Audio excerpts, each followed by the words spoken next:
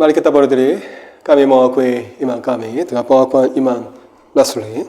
Mari kita baca pengakuan iman Rasuli 1, 2, 3. Aku percaya kepada Allah, Bapa yang Maha Kuasa, Khalik langit dan bumi, dan kepada Yesus Kristus, anaknya yang tunggal, Tuhan kita yang dikandung dari Roh Kudus, lahir dari anak darah Maria, yang menderita sengsara di bawah pemerintahan Pontius Pilatus, disalibkan mati dan dikuburkan, turun ke dalam kerajaan maut, pada hari yang ketiga bangkit pula dari antara orang mati. Naik ke surga, duduk di sebelah kanan Allah, Bapa yang Maha Kuasa, dan dari sana ia akan datang untuk menghakimi orang yang hidup dan yang mati. Aku percaya kepada Roh Kudus, kerajaan kudus dan am, persekutuan orang kudus, pengampunan dosa, kebangkitan tubuh, dan hidupnya kekal. Amin.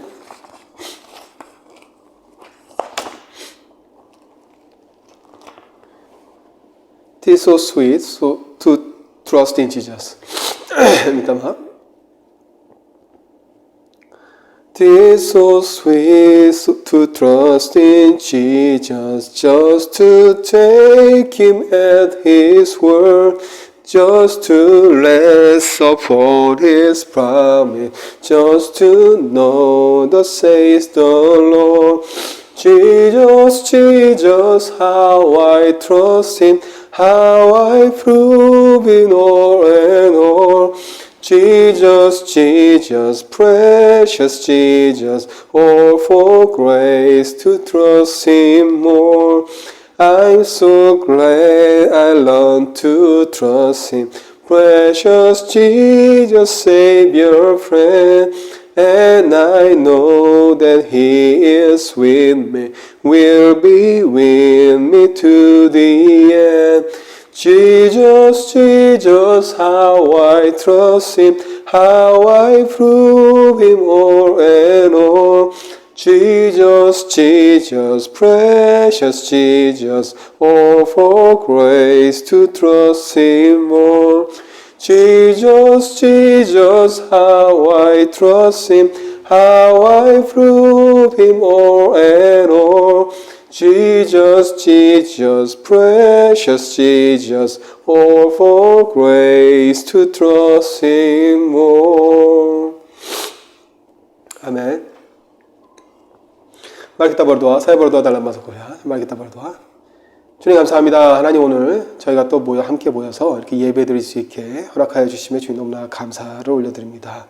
하나님 저희가 하나님 말씀을 들을 때 하나님 말씀을 깨달을 수 있도록 도와주셨고 그 말씀대로 살아갈 수 있도록 붙들어 주시기 원합니다. 이제 함께 우리 이브라트나 아궁 리아나 이브 요하나 헬다 빠빠게레사 이브 유니커 엘소 이브 민사나 저까지 우리 페브리카 다 기억하여 주시고 또 우리 함께 드리는 모든 예배 드리는 분들 기억하여 주시고 또 그 안디옥 교회를 통해서 파송된 우리 빠빠게레사와 이브 제니 저 기억하여 주시고 기름 부어 주시기 원합니다.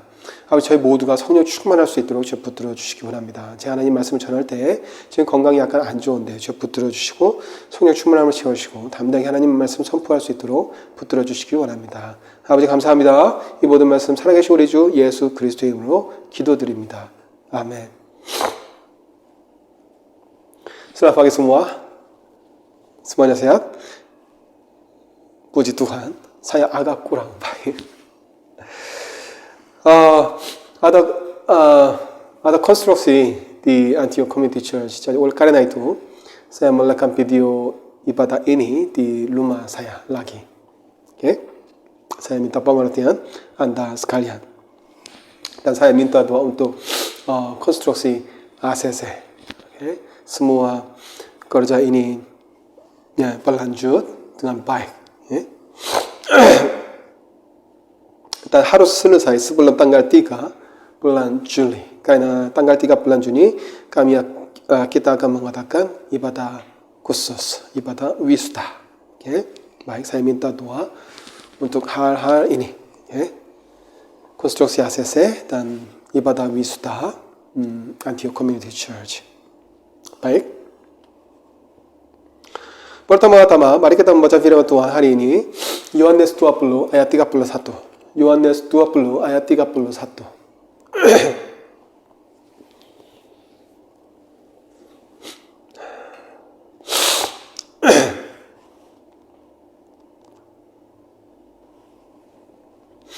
mari kita baca bersama. 1, 2, 3.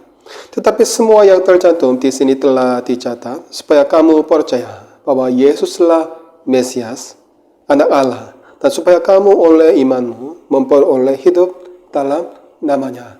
Amin.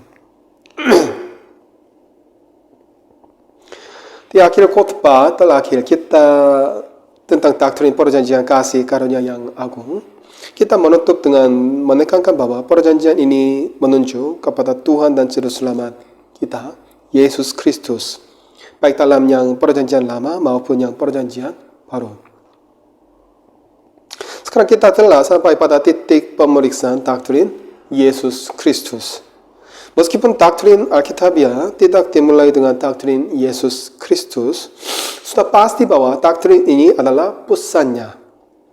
Kebenaran tentang Tuhan Yesus Kristus adalah pusat dan paling dalam dari secara penebusan. Yesus Kristus adalah peristiwa yang paling menonjol sepanjang sejarah. Kebenaran tentang Yesus juga merupakan peristiwa terbesar dan paling menakjubkan. Dan itu tidak semua. Pada beberapa kesempatan kita telah melihat bahwa semua secara menunjuk kepada Yesus Kristus dan pekerjaannya. Segala sesuatu sebelum Yesus Kristus menunjuk kepada hal-hal yang akan datang, dan segala sesuatu setelah Yesus Kristus menunjuk kepada hal-hal yang telah terjadi. Memang Yesus adalah titik balik dalam sejarah. Anda bisa mengetahuinya hanya dengan melihat kalender yang kita miliki. Dengan membagi sejarah menjadi sebelum Yesus dan sesudah Yesus, kita memuji Yesus Kristus sebagai peristiwa utama dan terpenting dari sebuah sejarah. Semua alasan ini memaksa kita untuk memeriksa doktrin Yesus Kristus. Alkitab sendiri menjelaskan bahwa Tuhan Yesus Kristus adalah jantung dari seluruh kekristenan. Doktrin Yesus Kristus dalam banyak hal adalah bagian di mana kekristenan menunjukkan perbedaan esensial. Doktrin ini membedakan iman Kristen dari semua agama lain. Para pendiri agama lain memang penting, tetapi bukan inti dari agama itu. Bahkan tanpa Buddha, agama Buddha bisa ada. Bahkan tanpa Muhammad, Islam masih bisa eksis.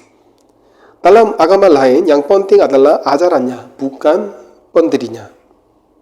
Orang lain juga bisa membuat pencapaian besar dan meneruskan ajaran yang sama.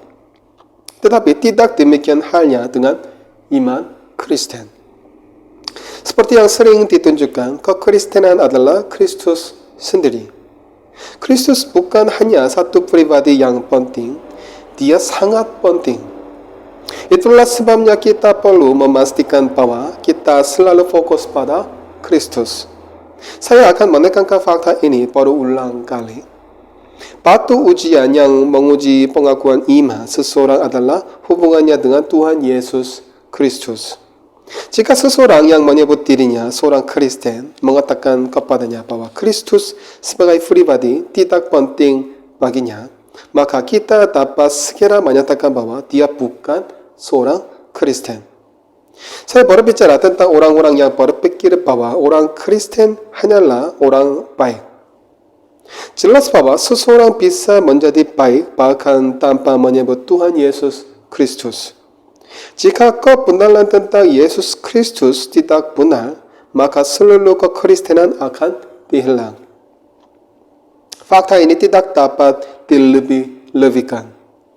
Iman Kristen sepenuhnya adalah iman kepada Yesus Kristus.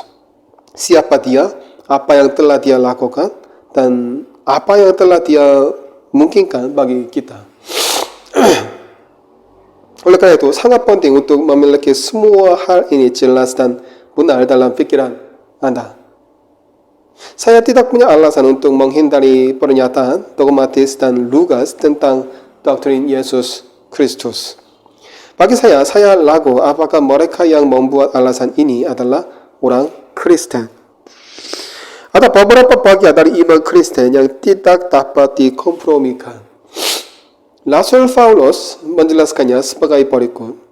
Tetapi sekalipun kami atau seorang malaikat dari surga yang memberitakan kepada kamu suatu Injil yang berbeda dengan Injil yang telah kami beritakan kepadamu, terkutuklah dia. Galatia 1 ayat 8. Kita harus mengatakan hal yang sama. Kebenaran didefinisikan dengan jelas dan mutlak. Karena itu kita perlu menjadi jelas tentang apa yang kita percayai di dalam Yesus Kristus. Tidaklah cukup untuk mengatakan, saya percaya kepada Kristus. Apa yang Anda percayai tentang Kristus? Apa ajaran tentang Kristus? Perjanjian baru sendiri menolong kita untuk memikirkan masalah ini. Menurut Anda, mengapa keempat Injil ditulis? Pertanyaan ini harus segera dijawab. Alasan Allah memimpin para penulis melalui Roh Kudus untuk menulis keempat Injil adalah agar kebenaran tentang Tuhan Yesus Kristus dapat diketahui dengan tepat. Pada awal pertama, semua jenis cerita palsu sedang populer. Di antaranya adalah Injil palsu yang mencatat hal-hal dan kata-kata yang sebenarnya tidak dilakukan oleh Yesus Kristus. Jadi Injil ditulis untuk mengungkapkan kebenaran dan untuk menghilangkan kebohongan dan rumor. Lukas mengatakan ini dalam pendahuluan Injilnya, dan Yohanes mengatakan hal yang sama di akhir Injilnya. Tetapi semua yang tercantum di sini telah dicatat supaya kamu percaya bahwa Yesuslah Mesias, Anak Allah, dan supaya kamu oleh imanmu memperoleh hidup dalam namanya. Yohanes 20 ayat 31. Hal yang sama dicatat tidak hanya dalam Injil, tetapi juga di banyak bagian lain dari Perjanjian Baru. Mari kita ambil 1 Yohanes sebagai contoh. Mengapa buku ini ditulis? Tidak dilakukan lagi bahwa salah satu alasan utamanya adalah untuk menyangkal ajaran sesat yang menyangkal bahwa Yesus Kristus datang sebagai manusia. Itulah sebabnya saya tidak hanya akan membawa Anda ke perhatian doktrin ini, tetapi juga saya tidak akan ragu untuk menjelaskan beberapa masalah dan menunjukkan kesalahan yang harus kita hindari. Sebelum melanjutkan pembahasan, saya ingin mengingatkan Anda bahwa kita sedang berhadapan dengan subjek yang agung dan mistis, serta subjek yang membutuhkan fokus pikiran dan perhatian kita. Ini merupakan masalah penting. Saya ingin menangani kasus orang yang mengatakan seperti berikut. Ya, saya benar-benar tidak punya waktu untuk memperhatikan doktrin-doktrin ini. Saya hanyalah seorang yang percaya kepada Tuhan Yesus Kristus. Jika Anda mengambil posisi seperti itu sama sekali tidak alkitabiah. Begitu banyak surat yang harus ditulis karena orang Kristen sederhana yang mengatakan seperti ini, mudah ditipu oleh guru-guru palsu dan benar-benar mempercayainya. Surat-surat ini adalah peringatan keras akan bahaya yang mengerikan bagi jiwa kita untuk percaya pada ajaran palsu dan gagasan palsu tentang Tuhan dan Juru Selamat kita, Yesus Kristus. Kepada Anda semua yang mengatakan ini, Perjanjian Baru bertanya, apa yang Anda percaya tentang Yesus Kristus? Apakah Yesus Kristus hanya seorang manusia atau hanya Tuhan? Apakah Yesus Kristus benar-benar datang sebagai manusia atau tidak? Apa yang dia lakukan? Apa arti kematiannya? Minta maaf. Perjanjian Baru berkaitan dengan penjelasan yang akurat. Tidak ada yang menyimpang dari ajaran Perjanjian Baru seperti yang mereka katakan. Pokoknya, baiklah, detailnya sama sekali tidak penting selama Anda percaya kepada Tuhan Yesus Kristus. Rincian ini yang ingin saya jelaskan kepada Anda sangat penting. Selanjutnya, jika kita membaca secara gereja yang berlanjut sepanjang perjanjian Baru, Di samping semua catatan dalam perjanjian baru, kita melihat bahwa selama 3 atau 4 abad pertama gereja harus berkumpul untuk mendefinisikan atau menolak konsep-konsep tertentu karena masuknya ajaran palsu yang konstan. Itulah sebabnya banyak diskusi dan konferensi telah diadakan terutama untuk membela doktrin sentral yang agung tentang Yesus Kristus ini. Jika jiwa dan keselamatan kita berharga, kita hendaknya mempelajari ajaran Yesus Kristus. Kita juga harus berharap untuk memperjelas konsep kita dan dapat menjelaskan kepada orang lain alasan dari harapan dan yang ada di dalam kita. Berdasarkan 1 Petrus 3 ayat 15. Jadi, mari kita lihat apa pernyataan umum Alkitab tentang Yesus Kristus. Apa yang Alkitab dia fokus pada Yesus Kristus katakan ketika mencoba membuat kita merenungkan Dia. Pertama, Alkitab memberitahu kita bahwa Yesus Kristus adalah penggenapan semua nubuat dan janji perjanjian lama. Pernyataan penting dari fakta ini ditemukan dalam 2 Korintus 1 ayat 20. Sebab Kristus adalah ya bagi semua janji Allah. Itulah sebabnya oleh Dia kita mengatakan amin untuk memuliakan Allah. Semua janji berpusat pada Kristus. Tidak mungkin membahas semua janji dan nubuat ini secara rinci. Minta maaf. Mari kita pilih beberapa yang paling penting untuk membuktikan ini. Sebagai contoh yang telah kita lihat, Yesus Kristus adalah pemenuhan janji bahwa keturunan seorang wanita yang diberikan di Taman Eden akan melemukkan kepala ular. Berdasarkan Kejadian 3 ayat 15. Ada juga janji keturunan yang diberikan kepada Abraham dalam Kejadian 17. Paulus menyebutkan janji ini dalam Galatia 3 ayat 16. Adapun kepada Abraham diucapkan segala janji itu dan kepada keturunannya, tidak dikatakan kepada keturunan-keturunannya, seolah-olah dimaksud banyak orang, tetapi hanya satu orang, dan kepada keturunanmu, yaitu Kristus. Kita sudah melihat ayat ini, jadi mari kita lihat ayat lainnya. Perhatikan misalnya janji yang diberikan dalam Kejadian 49 ayat 10. Tongkat kerajaan tidak akan beranjak dari Yehuda ataupun lambang pemerintahan dari antara kakinya sampai Dia datang yang berhak atasnya, maka kepadanya akan takluk bangsa-bangsa. Ini adalah janji yang luar biasa, pernyataan yang sangat penting dan secara harfiah digenapi oleh kedatangan Tuhan Yesus Kristus. Adalah fakta secara bahwa lambang pemerintahan dan tongkat kerajaan tetap di Yehuda sampai Yerusalem dihancurkan pada AD 70. Dan orang-orang Yahudi tersebar ke negara-negara. Tongkat kerajaan tetap sampai kedatangan Yesus Kristus. Kemudian itu meninggalkan Yudas dalam arti lahiriah. Ayat kepadanya segala bangsa akan taat. Jelas digenapi hanya di dalam Tuhan Yesus Kristus. Yesus Kristus adalah dari darah Daud menurut daging. Roma 1 ayat 3. Tetapi semua bangsa datang kepadanya. Dia adalah juru selamat dunia. Mari kita lihat nubuat tentang kelahiran Yesus Kristus. Pertama, ada nubuatan yang memberitahu kita kapan Yesus Kristus akan muncul. Ini adalah kasus dengan Kejadian 49 yang telah dikutip.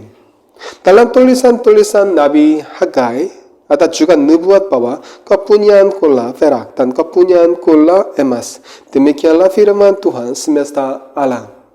Hagai 2 ayat 9. Yang mengacu pada fakta bahwa Kristus muncul di bait yang terakhir, bukan yang dulu. Ada juga nubuatan yang sangat penting dalam Maleakhi 3 ayat 1. Lihat, aku menyuruh utusanku, supaya ia mempersiapkan jalan di hadapanku. Dengan mendadak Tuhan yang kamu cari itu akan masuk ke baitnya. Malaikat perjanjian yang kamu kehendaki itu. Sesungguhnya ia datang, firman Tuhan semesta Allah. Ini adalah ayat yang sangat penting. Saya akan menyebutkannya lagi nanti. Selanjutnya Anda akan ingat bahwa Mika 5 ayat 2 dengan tepat menubuatkan tempat kelahiran Yesus Kristus. Itu pasti Bethlehem. Dikatakan juga bahwa dia akan datang dari suku Yehuda, keluarga Daud. Ini dapat ditemukan dalam Yeremia 23 ayat 5 sampai 6. Dan dalam Yesaya 7 ayat 14 tertulis bahwa Yesus Kristus akan lahir dari seorang perawan. Itu membuat saya ingin membahas masalah ini sejenak di sini.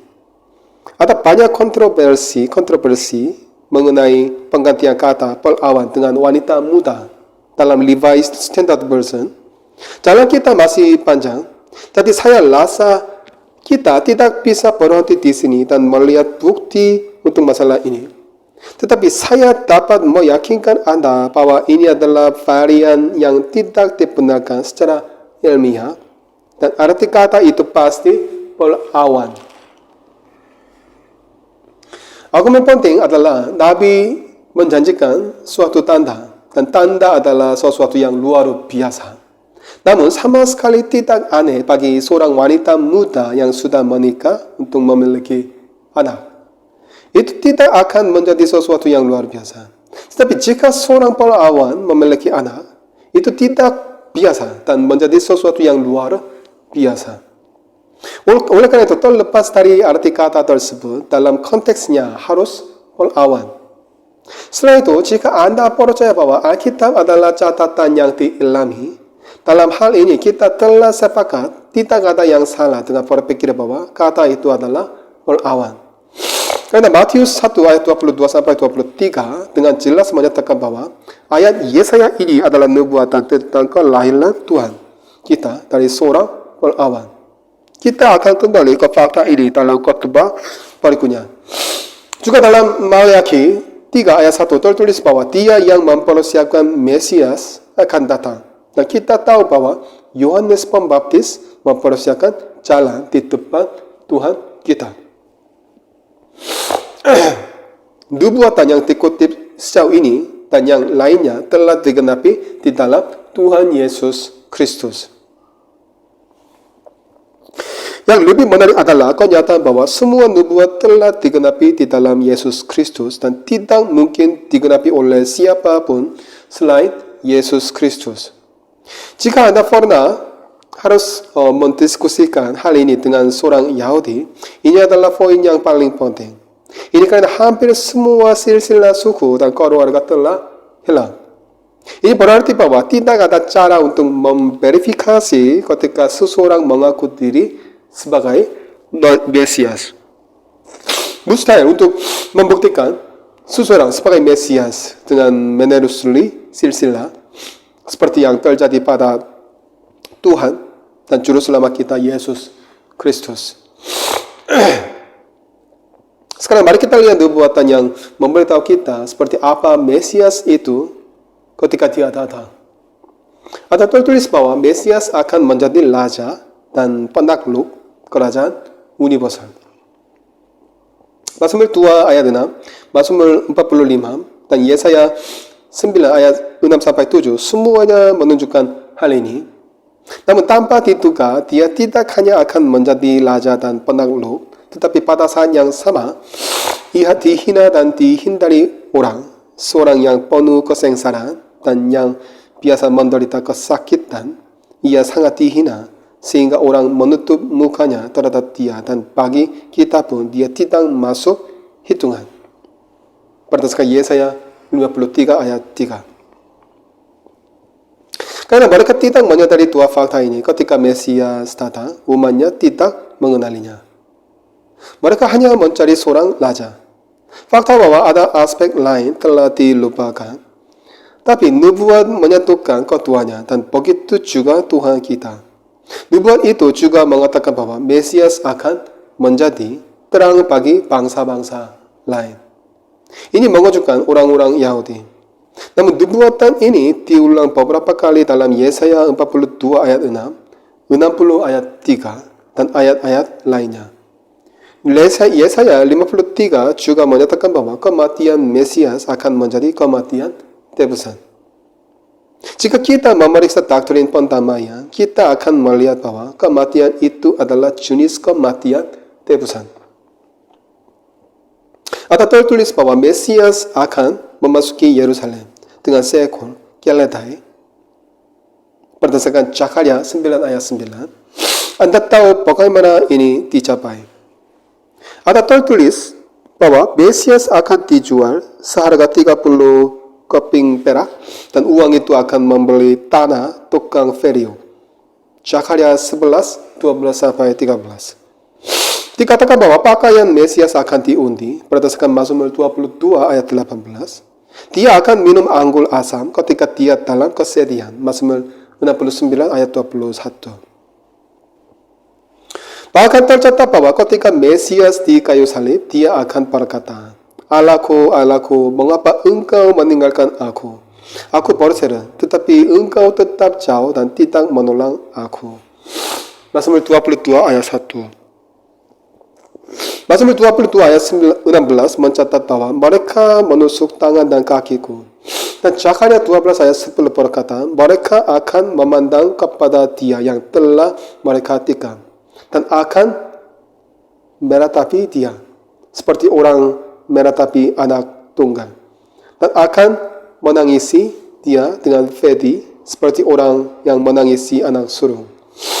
Telah ditambahkan. Dan Yesaya 53 ayat 9 mencatat bahwa ketika Mesias mati, makamnya akan ada bersama orang fasik dan orang kaya. Dan kita tahu bahwa dia dikuburkan di makam Yusuf dari Arimatea.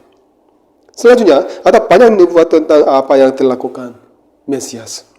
Ulangan 18 ayat 18 mengatakan, seorang nabi akan kubangkitkan bagi mereka dari antara saudara mereka, seperti engkau ini. Aku akan menaruh firmanku dalam mulutnya, dan ia akan mengatakan kepada mereka segala yang kuperintahkan kepadanya. Ini adalah pesan untuk Musa. Sejak saat itu, orang Israel telah menunggu nabi ini. Orang-orang Yahudi sering bertanya, apakah Kristus adalah nabi? Juga tercatat bahwa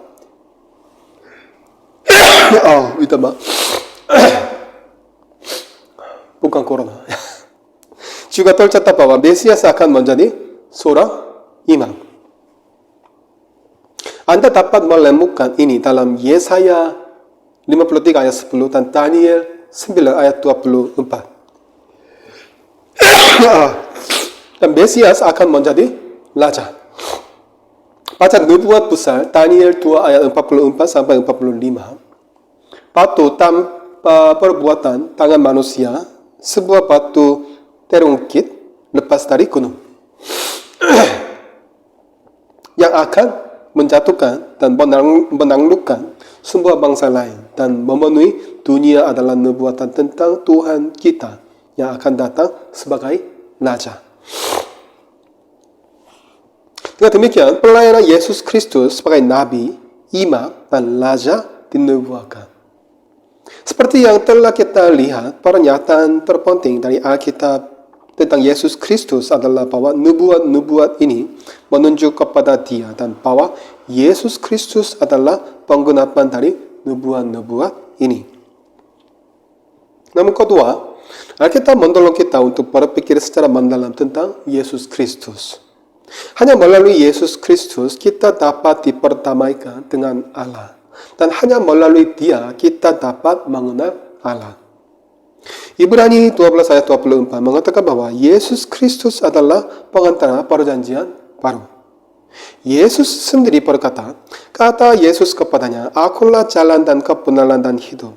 Tidak ada seorang pun yang datang kepada Bapa kalau tidak melalui aku. Yohanes 14 ayat 6. Anda harus memperhatikan dan berpikir secara mendalam tentang orang yang mengatakan ini.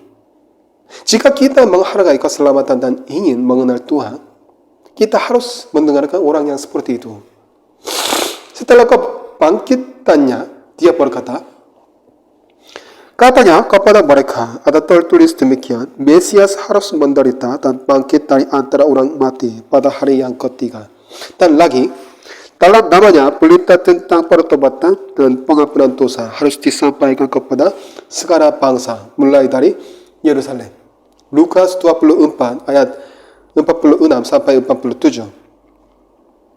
Tidak ada kata yang lebih jelas dari ini. Selama persidangannya, Petrus menegaskan tentang Yesus Kristus. Dan keselamatan tidak ada di dalam siapapun juga selain di dalam Dia. Sebab di bawah kolong langit ini tidak ada nama lain yang diberikan kepada manusia yang olehnya kita dapat diselamatkan. Kisah Para Rasul 4 ayat 12. Pernyataan Paulus dalam 1 Timotius 2 ayat 5. Karena Allah itu Esa dan Esa pula Dia yang menjadi pengantara antara Allah dan manusia, yaitu manusia Kristus Yesus. Hanya di dalam Kristus dan hanya di dalam Kristus kita dapat mengenal Allah dan diperdamaikan dengan Allah. Oleh karena itu, keselamatan hanya dapat diperoleh melalui Yesus Kristus. Inilah yang diklaim oleh seluruh Alkitab tentang Yesus Kristus. Alasan Alkitabnya ketiga untuk merenungkan Yesus Kristus adalah kenyataan bahwa Ia memegang segala sesuatu di tangannya. Segala kuasa di surga dan di bumi telah diberikan kepada Kristus. Berdasarkan Matius 28 ayat 18. Dia memiliki semua kekuasaan dan otoritas dan kekuasaan. Dalam Wahyu 5, Kristus adalah satu-satunya yang dapat membuka materai. Tidak ada seorang pun yang cukup kuat untuk membuka segel kitab secara itu, kecuali anak domba yang disembelih sebelumnya. Kristus dapat dan memang melakukannya. Dalam 1 Korintus 15 ayat 25 tertulis bahwa Kristus pasti akan memerintah sampai Ia meletakkan semua musuhnya di bawah kakinya. Efesus 1 ayat 22 sampai 23 dengan jelas menyatakan, dan segala sesuatu telah diletakkannya di bawah kaki Kristus, dan Dia telah diberikannya kepada jemaat sebagai kepala dari segala yang ada. Jemaat yang adalah tubuhnya, yaitu kepenuhan Dia yang memenuhi semua dan segala sesuatu. Itu dicatat. Ini adalah ide yang mengejutkan dan misterius bahwa semua secara ada di tangan satu orang ini.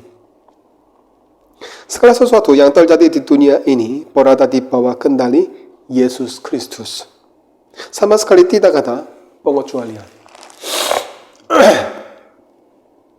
Dia adalah Tuhan kemuliaan dan Tuhan secara. Duduk di sebelah kanan Tuhan dalam kuasa dan kemuliaannya. Apa yang diberikan Alkitab sebagai alasan terakhir untuk merenungkan Kristus adalah bahwa Dialah yang akan menghakimi dunia. Ini adalah masalah yang sangat penting bagi kami. Yesus Kristus sendiri mengklaim fakta ini. Dalam Yohanes 5 ayat 27 Dia berkata, dan Ia telah memberikan kuasa kepadanya untuk menghakimi, karena Ia adalah anak manusia. Ketika berkhotbah kepada orang-orang Athena yang terpelajar, Paulus mengatakan bahwa Tuhan telah melakukan hal berikut. Karena Ia telah menetapkan suatu hari pada waktu mana Ia dengan adil akan menghakimi dunia oleh seorang yang telah ditentukannya. Sesudah Ia memberikan kepada semua orang suatu bukti tentang hal itu dengan membangkitkan Dia dari antara orang mati. Kisah Para Rasul 17 ayat 31.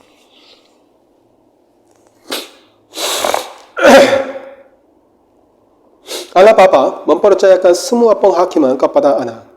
Baca kitab Wahyu. Anda akan menemukan bahwa hal yang sama digambarkan dengan simbol dan ekspresi kiasan yang kaya. Penguasa secara akan menjadi hakim seluruh dunia.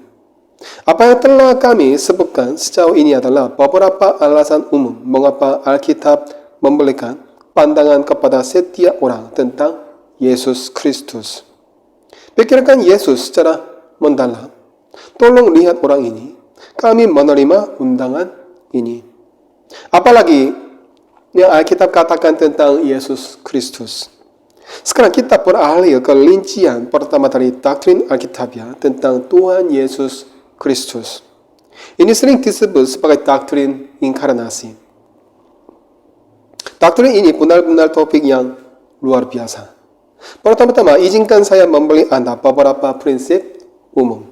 Di sini kita dihadapkan pada misteri terbesar sepanjang masa. Inilah misteri bahwa firman itu telah menjadi manusia dan diam di antara kita. Yohanes 1 ayat 14. Rasul Paulus menyatakan kebenaran yang sama dalam 1 Timotius 3 ayat 16 dalam bahasa yang bagus. Dan sesungguhnya anugerah rahasia ibadah kita. Dia yang telah menyatakan dirinya dalam rupa manusia, dibenarkan dalam roh, yang menampakkan dirinya kepada malaikat-malaikat, diberitakan di antara bangsa-bangsa yang tidak mengenal Allah, yang dipercaya di dalam dunia, diangkat dalam kemuliaan.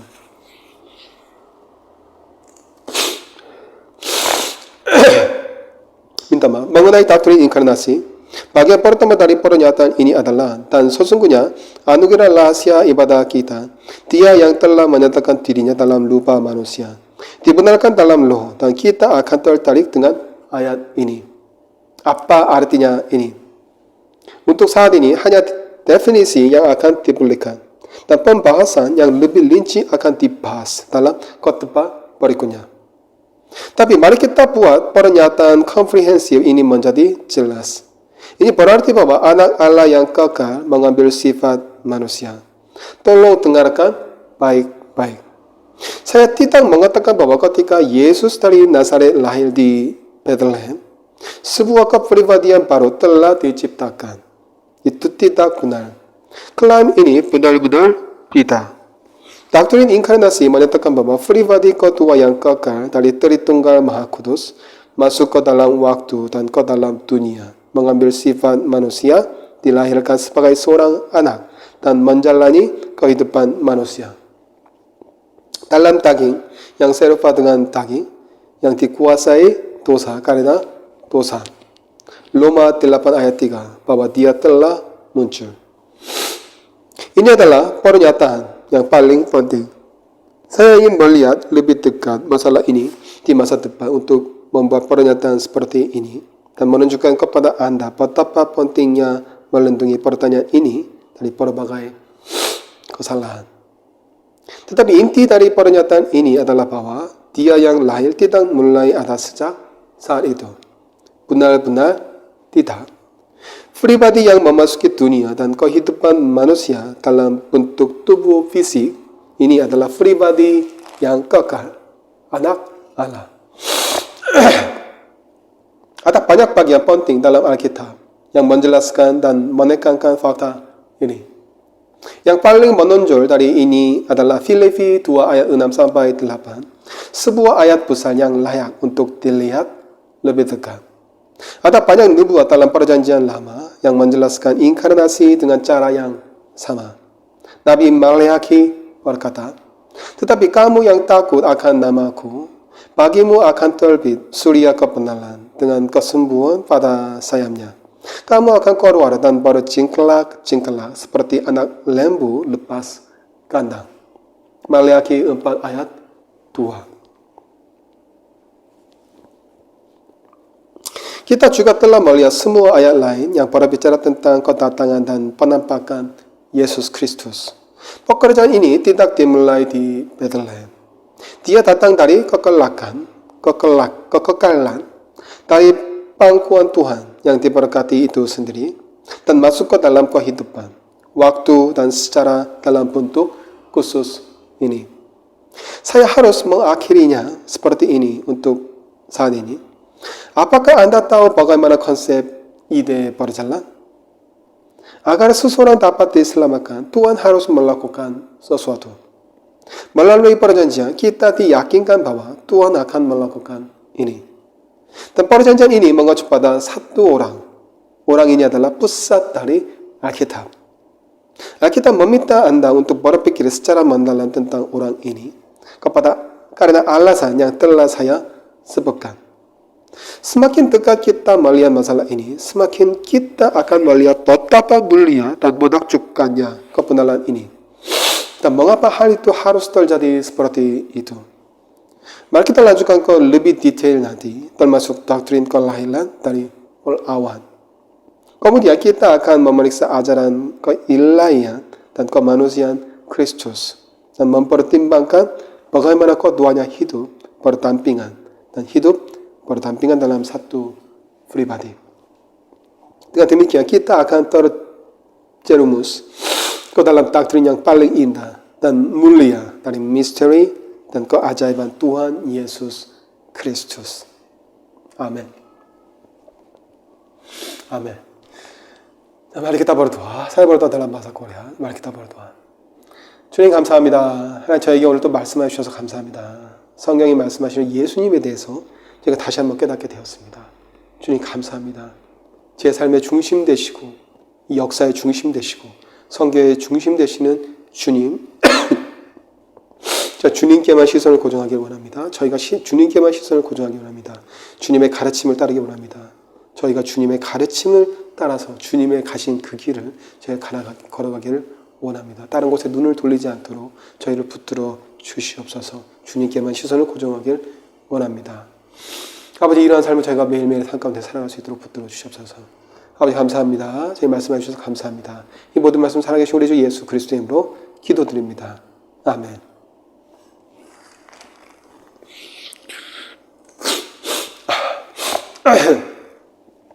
pengumuman, saya minta doa bagi Bapak Marcel dan Ibu Jenny, Missionary Antioch Community Church. Visi misi Antioch Community Church adalah kita akan kirim 100 missionary, kita akan membangun 100 gereja di wilayah Sunda. Okay. Sekarang kita harus berdoa untuk missionary ketiga dan keempat. Okay. Saya minta doa untuk yayasan, ya masih belum lengkap, dan saya minta doa untuk dinas pendidikan, izin dari dinas pendidikan Kota Depok. Oke, kami akan mengajukan proses melalui dinas pendidikan Kota Depok. Ini penting, waktu perlindungan dan waktu doa sangat penting. Setiap hari kita harus membaca Alkitab, okay? Dan kita harus berdoa. Baik. Dan saya minta doa untuk sekolah minggu. Mungkin tanggal 3 bulan Juli kita tidak bisa beribadah sekolah minggu. Hari ini hanya ada ibadah wisuda. Ya? Tapi saya minta doa untuk sekolah minggu. Semua urutan itu akan dilakukan dalam bahasa Inggris. Okay? Sekolah minggu. ACC. Dan saya minta doa untuk ibadah wisuda tanggal 3 bulan Juli. Saya akan mengajak semua siswa dari TBK 4, TBK 6, dan anggota ACC dan guest. Okay? Dalam TBK 4 banyak siswa Muslim ada. Okay? Saya minta doa untuk ibadah wisuda tanggal 3 bulan Juli. Oke? Okay? Dan saya minta doa untuk konstruksi ACC. Okay? Harus selesai dengan baik dan harus selesai sebelum tanggal 3 bulan Juli. Okay? Baik. Dan ya untuk TBK, ya 5 siswa sudah menyelesaikan semua kursus dan mereka akan menjadi guru. Dan institut untuk bahasa Korea yang resmi akan dimulai pada bulan Agustus. Okay, pada bulan Agustus. Saya minta doa untuk semua hal-hal ini. Saya pikir ACC ya, membuat banyak pelayanan. Memulai banyak pelayanan. Baik. Oke, saya minta doa. Oke. Baik. Ini cukup. Doa Bapa kami. Kita harus berdoa dengan doa Bapa kami setiap hari. Kenapa?